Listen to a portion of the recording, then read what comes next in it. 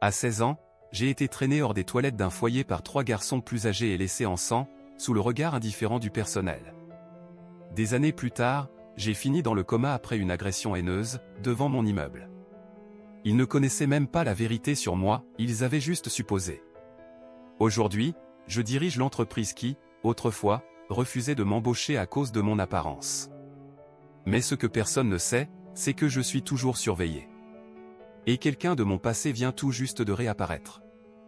La première fois que j'ai compris que je n'étais pas désiré, c'était le soir où ma mère m'a abandonné sur les marches d'une église, à Lyon.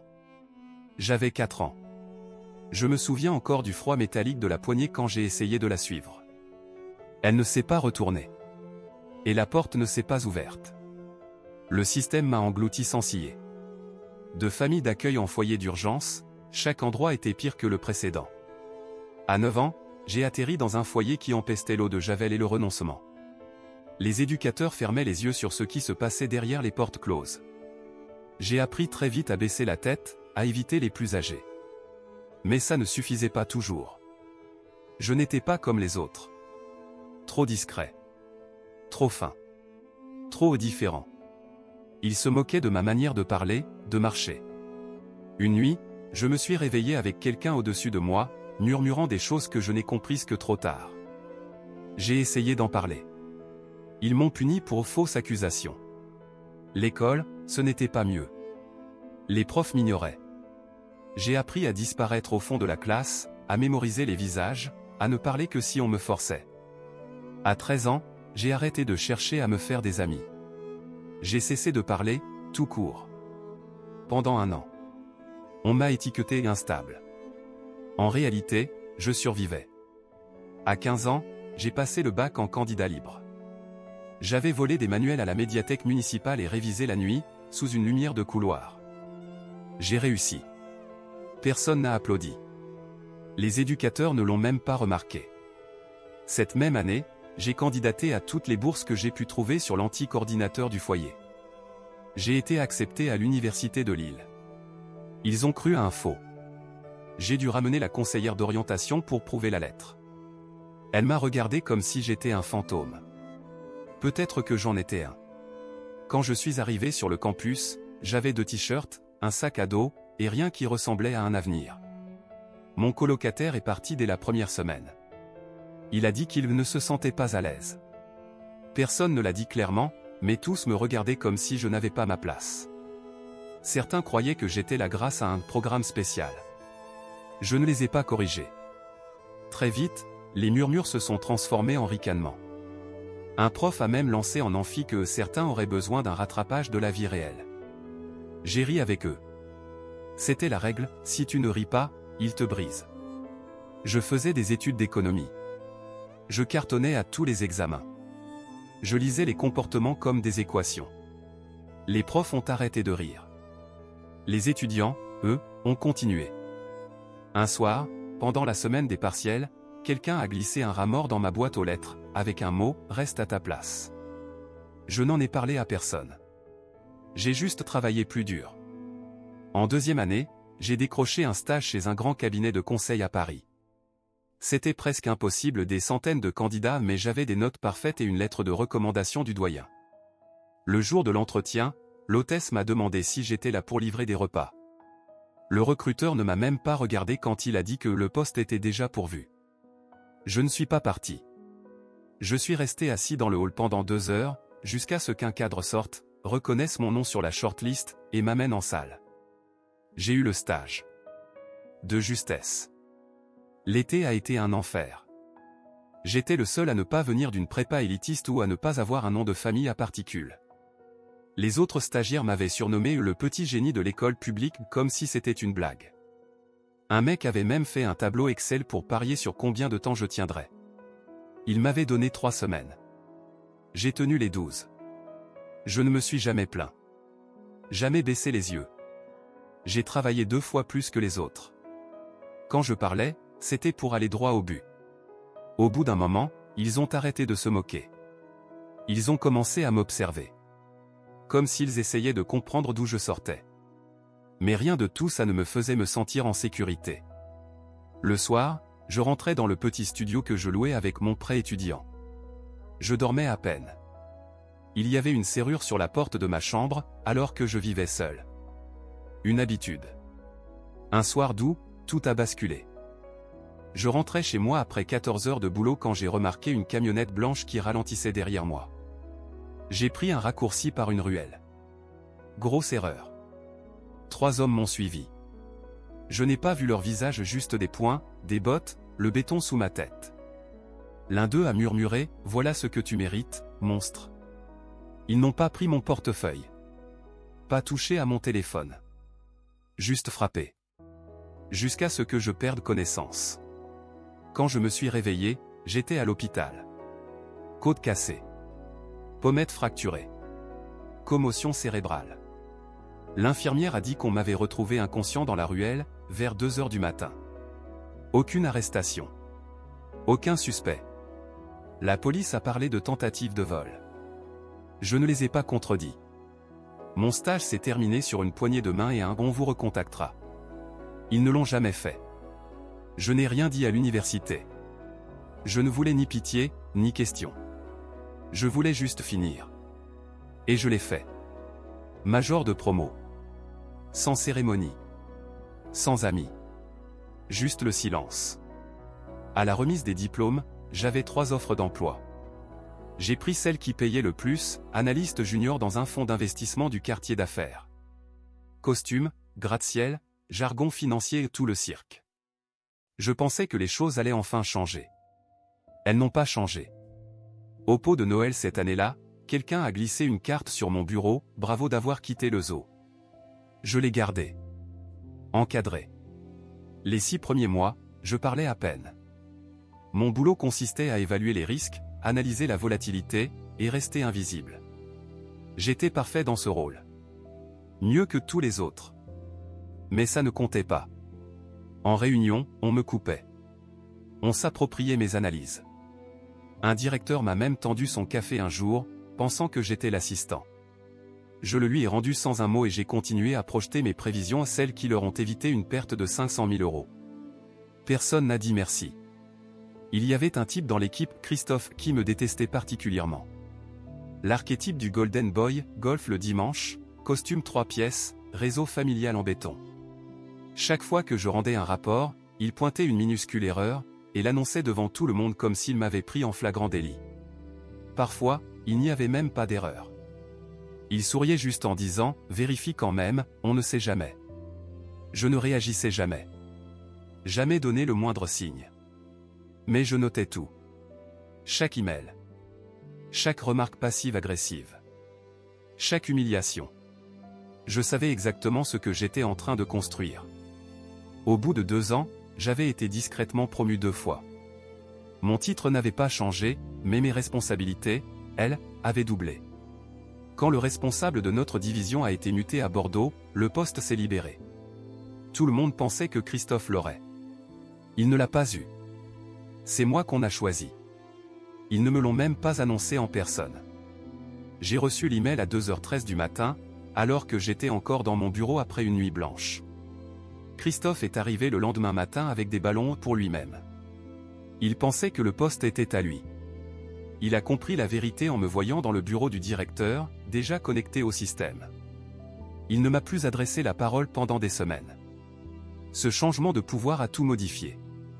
Ils étaient obligés de me regarder dans les yeux. Obligés de venir me demander des validations. Je ne me suis pas vengé. Pas directement. Je me suis juste assuré de ne jamais oublier. À 30 ans, j'étais cadre dirigeant. Salaire à 6 chiffres. Ascenseur privé. Voiture de fonction. Mais rien de tout ça ne changeait ce que je voyais dans le miroir. Je verrouillais toujours 3 fois ma porte. Je regardais encore derrière moi en rentrant. Je ressentais toujours ce sentiment d'usurpation, comme si cette vie ne m'appartenait pas vraiment. Et puis, la semaine dernière, tout a volé en éclats. Je suis rentré tard ce soir-là, après une réunion du conseil. Le hall de mon immeuble était silencieux. Trop silencieux. Miguel, le gardien, n'était pas à son poste, ce qui n'arrivait jamais. En arrivant devant la porte de mon appartement, j'ai vu l'enveloppe. Pas de timbre. Pas de nom d'expéditeur. Juste mon prénom, écrit au marqueur noir. À l'intérieur, une seule photo. Moi, à 17 ans. Devant le foyer. Maigre. Apeuré.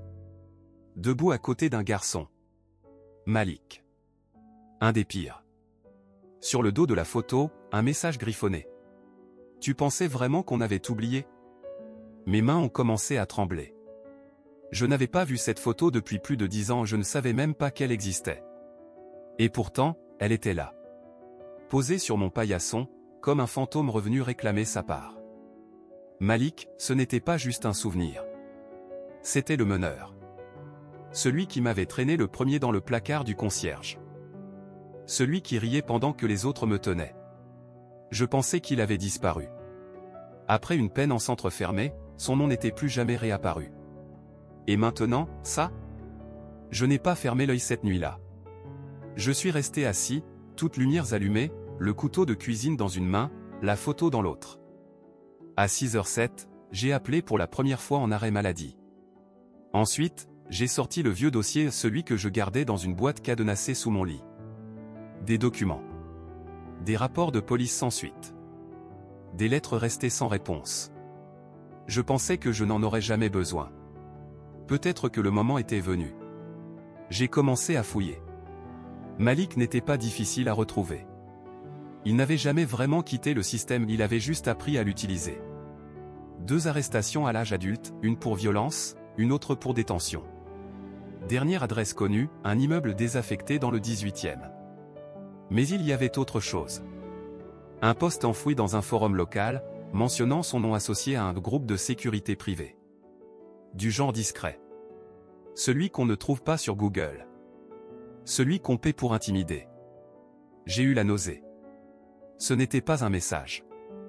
C'était un avertissement. Quelqu'un voulait que je sache que j'étais toujours surveillé. Quelqu'un qui connaissait mon passé. Qui savait exactement où appuyer pour me faire vaciller. Ce jour-là, j'ai changé les serrures. Annulé tous mes rendez-vous. Loué un appartement temporaire à l'autre bout de la ville. Et j'ai tout laissé derrière. Sauf le dossier. Je n'ai rien dit à mes collègues. Pas encore. J'avais besoin de temps.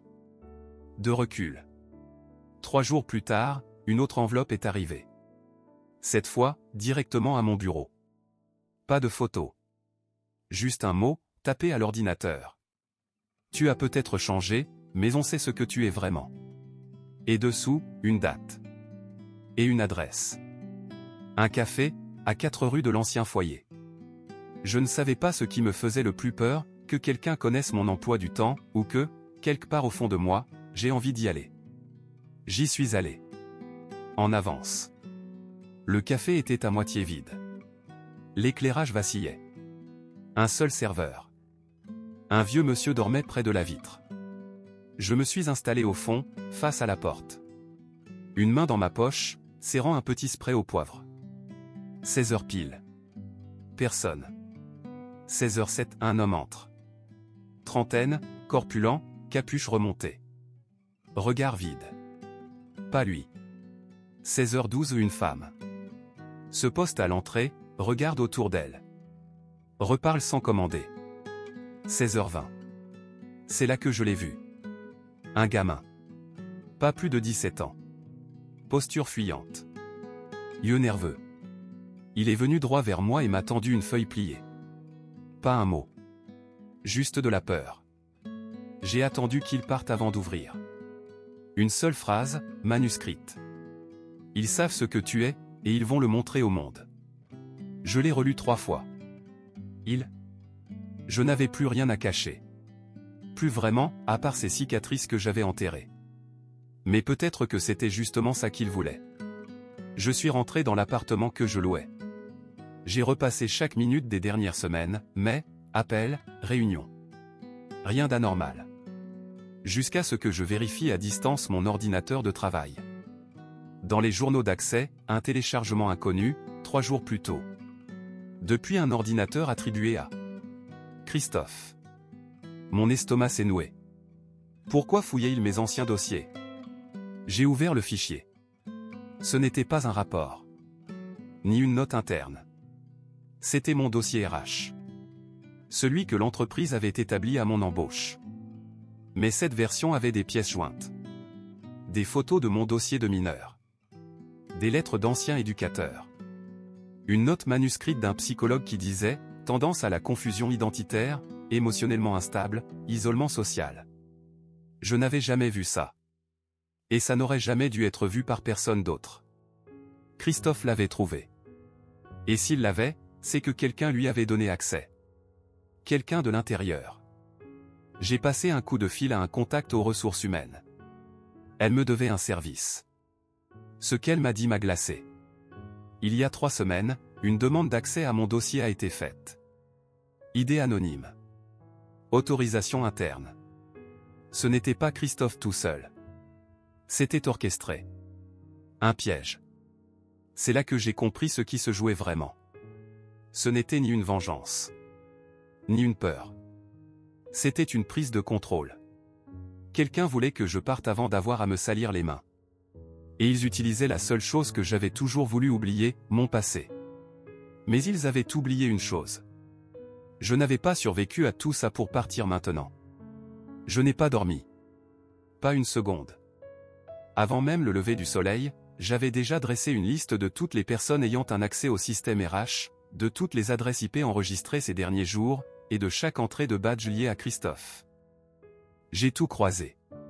Calendrier. Log. Présence physique. Un schéma s'est dessiné. Christophe n'avait pas agi seul. 2 autres noms revenaient sans cesse, Laura, du service juridique, et Eric, un des jeunes associés. Tous 2 avaient des raisons de me haïr. Tous 2 avaient été pressentis pour le poste que j'avais obtenu. Et tous 2 avaient perdu. Face à moi. J'ai continué à creuser. À 9h42, je suis retourné au bureau. Comme si de rien n'était. Certains m'ont dévisagé. D'autres ont chuchoté. Christophe n'a pas osé croiser mon regard. L'après-midi, j'ai convoqué une réunion imprévue. Juste nous 4, Christophe, Laura, Eric et moi. Dès qu'ils sont entrés, j'ai verrouillé la porte et activé l'enregistrement du micro intégré à la table. Avant de commencer, ai-je dit en posant ma tablette sur la table, je veux vous montrer quelque chose. J'ai ouvert le dossier. Dossier de mineur. Photo. Fausse note accusant un mensonge à l'embauche. Eric a blêmi. Laura s'est recroquevillée dans son siège. Christophe a tenté de jouer la désinvolture. C'est impressionnant, a-t-il lancé. Mais je vois pas le rapport avec nous. Je l'ai regardé droit dans les yeux. Parce qu'aucune de ces infos n'était censée sortir. Et je sais exactement comment vous y avez eu accès. Silence. Je l'ai laissé s'installer. Puis j'ai sorti la 2e pièce, une impression papier des logs d'accès, identifiant les connexions au serveur juridique, les horaires, les postes utilisés. En rouge, j'avais entouré celle qui comptait, une connexion un dimanche, badge d'Eric, depuis le poste de Laura. Christophe s'est décomposé. Je me suis penché en avant. Vous avez fouillé mon passé pour me discréditer. Vous vouliez me pousser dehors parce que vous n'avez pas supporté que je vous dépasse. Aucun mot. Voici ce qui va se passer, ai-je poursuivi. Vous allez signer vos lettres de démission. Ce soir. Elles sont déjà rédigées. Si vous refusez, tout ce dossier, cet enregistrement compris, part au conseil d'administration, aux avocats de l'entreprise et aux médias. Laura a cligné des yeux. Eric a ouvert la bouche, mais j'ai levé la main. Aucune discussion. Aucune excuse. Christophe me regardait comme s'il ne reconnaissait pas la personne assise en face de lui. Moi non plus, d'ailleurs. À 18h13, leur signature était sur mon bureau. À 18h27, ils étaient escortés hors du bâtiment par la sécurité. Je suis resté seul dans la salle de réunion, face aux lumières de la ville. Je pensais que je ressentirais de la puissance. De la fierté. Mais je ne ressentais que du froid. Ce n'était pas une victoire. C'était juste une survie. Encore. En rentrant chez moi ce soir-là, une nouvelle enveloppe m'attendait. Pas de mots. Juste une photo. Moi. Ce matin même. En train de monter dans ma voiture. Celui ou celle qui tirait les ficelles. Était toujours là. Je suis resté figé 1 heure entière, les yeux rivés sur cette photo. Mon manteau gris. Ma rue. Ce moment précis où je pensais être seul. Mais je ne l'étais pas. Quelqu'un m'observait. Et ce n'était plus un simple avertissement. C'était une déclaration de guerre silencieuse. J'ai scruté à nouveau l'image. Je n'étais pas seul dans le cadre. En arrière-plan, à peine net, une silhouette près d'une vieille cabine téléphonique. Capuche relevée. Dos tourné. Mais la posture, je la reconnaissais. Malik. Ça ne pouvait être que lui. Ce relâchement dans les épaules, cette arrogance lascive. C'était lui. Mon esprit a été traversé par une image, le carrelage froid du foyer, le sang, le radiateur qui sifflait doucement pendant que je suppliais qu'on m'épargne. Et lui, qui chantonnait. Il était de retour. Et il n'était pas seul. J'ai contacté un ancien détective privé avec qui j'avais collaboré durant une enquête interne, quelques années plus tôt. Je lui ai donné la photo. Tout ce que j'avais sur Malik. Je lui ai dit de creuser, vite et profond. Pendant ce temps, je n'ai rien laissé au hasard. J'ai déménagé. À nouveau. Un autre immeuble. Loyer payé pour 6 mois d'avance via une société écran que j'avais créée juste au cas où, des années plus tôt. Nouvelle voiture. Téléphone brûlé. J'ai quitté le bureau officiellement, prétextant une pause nécessaire pour raisons de sécurité personnelle. 3 jours plus tard, l'appel est arrivé. Je l'ai retrouvé, a dit le détective. Malik vivait dans une structure de réinsertion, à moins de 3 km de mon quartier d'enfance. Pas de travail. Aucun téléphone à son nom. Mais ses relevés financiers disaient autre chose. Quelqu'un le payait. Régulièrement. Et ce quelqu'un, c'était aussi celui qui avait engagé le groupe de sécurité privée que j'avais repéré quelques semaines auparavant. Le lien ? Un nom inattendu. Michel Lemoine. PDG d'un cabinet concurrent. Et membre du conseil d'administration de ma propre entreprise. L'un des tout premiers à qui j'avais présenté une stratégie quand j'étais encore simple analyste junior. Il m'avait humilié devant une douzaine de partenaires. Je l'avais oublié. Lui, manifestement, ne m'avait pas oublié. Le détective n'avait pas encore de preuves claires sur le mobile. Juste des miettes. Mais moi, je n'avais pas besoin de motifs. J'avais besoin d'un levier. Et c'est là que je l'ai trouvé. En analysant les comptes de Lemoine, sous le nom d'un cabinet de conseil obscur, se cachaient des paiements réguliers à une association basée dans la région Auvergne-Rhône-Alpes. Et devinez qui siégeait au conseil de cette association ?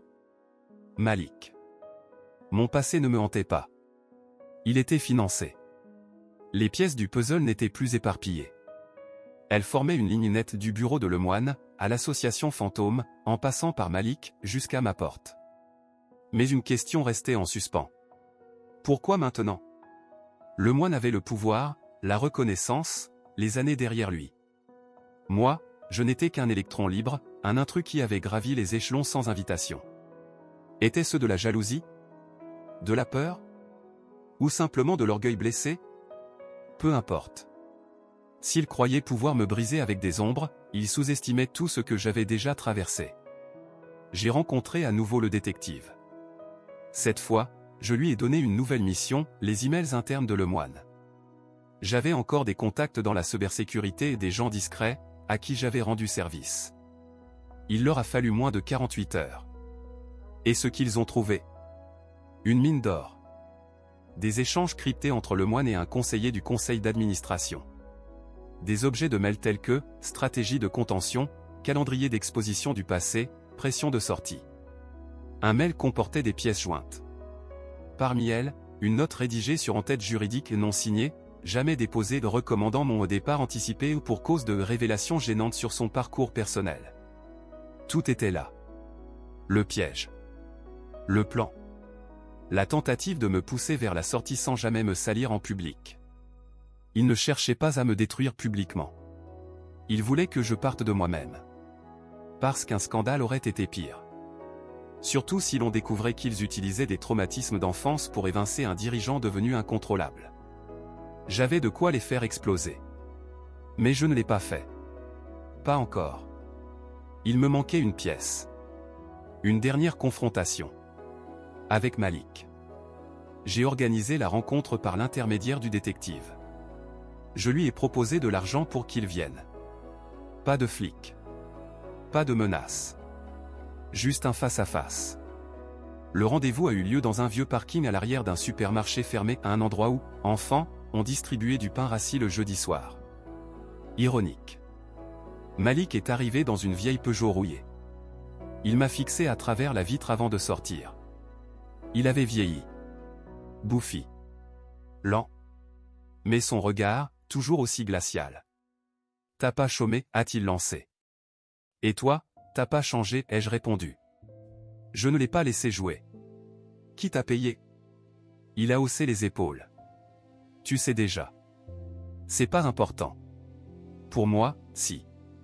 Il a avancé d'un pas, tu sais ce qui est drôle? J'allais dire non. Et puis il a prononcé ton nom. Et là, j'ai dit ouais, direct.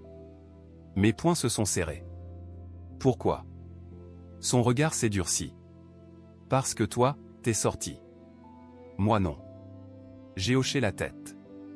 T'es pas sorti parce que t'as jamais arrêté d'être ce qu'ils ont fait de toi. Il a ricané. Et toi, tu crois que t'as changé? Silence. Je lui ai tendu une enveloppe. Épaisse. Anonyme. Prends ça. Disparaît. Si ton nom revient dans ma vie, la prochaine rencontre ne sera pas pacifique. Il l'a prise. Sans un mot. Et il est reparti. Mais l'histoire n'était pas finie. Parce que maintenant, c'était au tour de Lemoine. Je n'ai pas prévenu les avocats. Je n'ai pas contacté le conseil d'administration. Je n'ai rien divulgué à la presse. Pas encore. Je voulais d'abord voir Lemoine. Le regarder dans les yeux. Alors j'ai attendu. Jusqu'au séminaire trimestriel des dirigeants, celui qu'il organisait dans sa propriété privée, au bord du lac d'Annecy. C'était son terrain de jeu. Son théâtre. Un week-end où il se sentait invincible, entouré de sourires hypocrites et de verres de champagne. Le deuxième soir, je lui ai demandé 5 minutes. Il a ri, un verre à la main, toujours un imprévu, toi. On est sorti sur le balcon. Vue sur l'eau.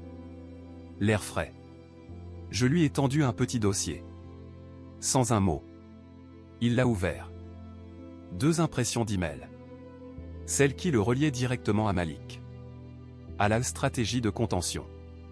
Au plan de déstabilisation. Son sourire s'est évaporé, d'un coup sec. Tu as fouillé, a-t-il dit, sans émotion. Tu as envoyé quelqu'un me surveiller, ai-je répondu. Tu as essayé de m'effrayer.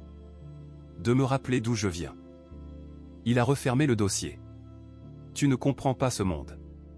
Tu étais censé être une vitrine. Pas une menace. Alors t'aurais dû choisir quelqu'un de plus facile à briser. Il s'est approché, voix plus basse. Tu sais ce que ça donnerait, si ça sortait? Tu me détruis, tu fais couler la boîte. Le conseil ne te protégera pas. Tu deviendras un problème à éliminer. Le récit basculera en une nuit. Je me suis penché vers lui. Je n'ai pas besoin de te détruire. J'ai sorti un deuxième dossier. Démissionne. En silence. Pas de scandale. Pas de traces. Tu gardes ton argent, ta réputation, tes secrets. Il m'a fixé. Pour la première fois depuis que je le connaissais, il clignait trop vite des yeux. Et si je refuse? J'ai souri. Froid. Tranchant. Alors je lâche tout. Les fichiers. Les mets. Les témoins. Le circuit de l'argent. Je balance tout à la presse, au parquet, au régulateur. Tu perdras ton poste, mais surtout, tu perdras ton nom. Il n'a rien dit. Juste un hochement de tête. C'était terminé. Le lundi suivant, une note officielle a circulé, Michel Lemoine partait pour raison de santé. Aucun journaliste n'a posé de questions. Tout le monde spéculait déjà sur son remplaçant. Ce que personne ne savait, c'est que j'avais déjà refusé l'offre. Je ne voulais pas son fauteuil. Je voulais qu'aucun homme comme lui ne l'occupe jamais plus. Mais en quittant le siège ce soir-là, quelque chose m'a figé. Un SUV noir, garé de l'autre côté de la rue. Un homme au volant. Qui regardait. Ce n'était pas Malik. C'était quelqu'un d'autre. Ce n'était pas fini. Pas encore. Je ne suis pas rentré chez moi ce soir-là. J'ai réservé une chambre dans un hôtel, sous un faux nom. Un vieux pseudonyme que j'utilisais autrefois quand je passais d'un canapé à l'autre, sans adresse fixe. Je savais ce que ça voulait dire, un moteur silencieux la nuit. Je savais ce que ça signifiait, quand quelqu'un ne vous suit pas, mais vous attend. Le lendemain matin, j'ai rappelé le détective. Une dernière fois. Plaque d'immatriculation. SUV noir, vitre teintée. Il m'attendait hier soir. 3 heures plus tard, il m'a rappelé. Véhicule immatriculé à une société écran domiciliée dans le Delaware. L'adresse renvoie à une holding discrète nommée Elle et compagnie. Les hommes de Lemoine. Toujours actifs. Toujours à l'œuvre. Même après sa démission. Ce que ça voulait dire était limpide, ce n'était plus une vendetta personnelle. C'était une structure. Une mécanique invisible. Plus grande que lui. Plus grande que moi. Il n'avait pas seulement tenté d'enterrer mon passé. Il voulait s'assurer que personne comme moi ne puisse jamais grimper aussi haut. Alors j'ai pris une décision. J'ai brûlé le dossier. Chaque document. Chaque photo. Chaque email. Tout. Mais pas avant de tout avoir numérisé. Encrypté. Converti en un seul fichier verrouillé par code. Puis j'ai mis en place un système de diffusion automatique avec délai intégré. 3 redondances. Si je disparaissais. Si je ratais un login.